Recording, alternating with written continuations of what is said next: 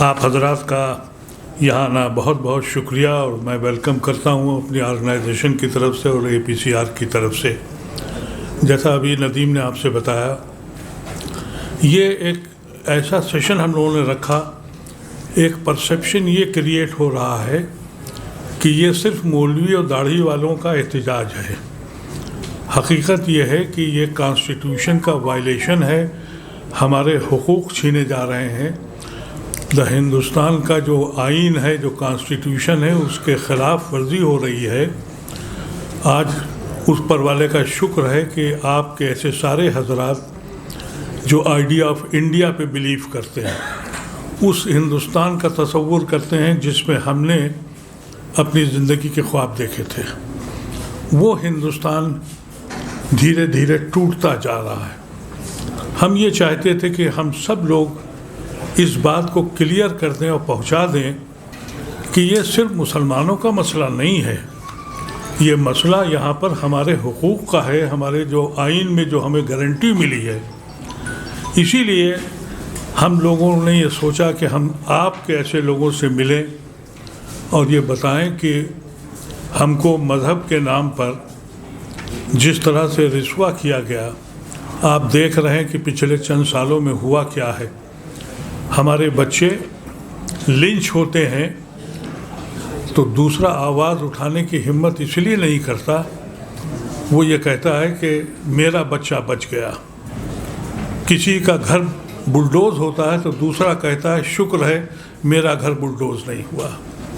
آج پوری ایک کمیونٹی کے وجود کو ہلا کے پھینک دیا۔ خوش نصیبی یہ رہی کہ ہمارے ایک بہت بڑی تعداد ہندو بھائیوں ہمارے پیچھے کھڑے ہو گئے، تو آج ہم یہ نہیں محسوس کرتے ہیں کہ ہم یتیم ہو گئے ہیں۔ ہم یہ محسوس کرتے ہیں کہ ہم ان لوگوں کے ساتھ کبھی بھی سمجھوتا نہیں کریں گے جو اس ملک کو توڑنا چاہتے ہیں۔ ہم آج بھی ہم ہی گاندھی کو لے کے آئے تھے، ہم لوگ گاندھی کی تلاش میں ہیں۔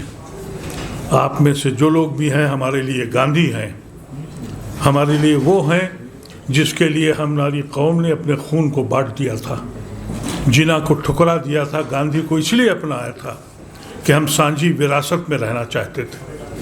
آج ہماری وراثت کا جو تماشا بنا ہے، اس کے اندر ایک امید کی کرن آپ لوگ ہیں۔ میں جانتا ہوں کہ جس طرح کے ستم ہیں، آپ اندازہ کیجئے مسلم کمیونٹی کی حالت کیا ہے۔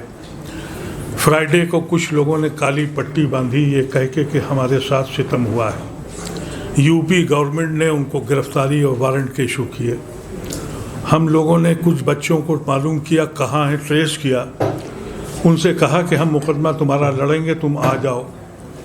3 دن تک وہ آنے کو تیار نہیں تھے ڈر کی وجہ سے۔ آخر میں جب وہ ہمارے آفس میں آئے اور جب ان سے کہا کہ تمہارے مقدمے ہم لڑیں گے، کس بنیاد پر؟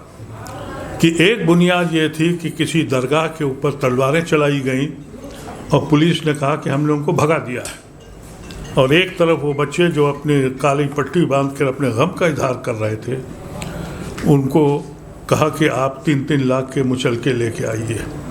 جب ان سے پوچھا یہ کیسے ہوا تو ان کا ایک رات پہلے پولیس آئی تھی، ہمارا نام لیا، ہمارے باپ کا نام لیا، ہمارا پتہ پوچھا اور صبح تھانے بلا لیا۔ یہ ستم ہے اس ملک میں، لیکن مشکل یہ ہے کہ ہم لوگوں نے پولیٹیکل پارٹیز ہوں، وہ اپنی پارٹی کے لیے لڑ رہی ہیں، مسلم آرگنائزیشنز ہوں وہ اپنی آرگنائزیشن کی لڑ رہے ہیں۔ اس ملک کے لیے کون لڑے گا؟ لمحہ لمحہ روز ایک ملک ٹوٹ رہا ہے، روز ہم دیکھ رہے ہیں کہ ملک ہمارا وہ ملک نہیں ہے ہمارے بچپن کا، میری جوانی کا یہ ملک نہیں ہے، یہ گاندھی کا ملک نہیں ہے۔ تو پھر اس لڑائی کو آپ کے ساتھ لڑنا چاہتے ہیں۔ ہم سمجھتے ہیں کہ عدالتوں میں گیا ہے، ہمارے بہت معزز ہمارے IMCR کے بہت اہم ٹرسٹی سلمان صاحب ہیں، مقدمہ لڑ رہے ہیں، جائیں گے، لیکن ہم نے دیکھا ہے کہ بابری مسجد میں مقدمے کے 70 سال لگ گئے۔ سب کچھ ہماری حمایت میں ہوا، ججمنٹ ہمارے خلاف ہوا۔ ہم چاہتے ہیں کہ آپ لوگ اپنی اوپینین دیں اور حوصلہ کریں اور آگے ہمیں کیسے لڑنا ہے۔ बगैर इसको हिंदू मुस्लिम बनाए हुए इसको मेरिट पर कि हमारे कॉन्स्टिट्यूशनल राइट्स का हनन हो रहा है। इस पे आपके सजेशन चाहिए। हम लोग आगे मिल के आपके साथ काम करेंगे।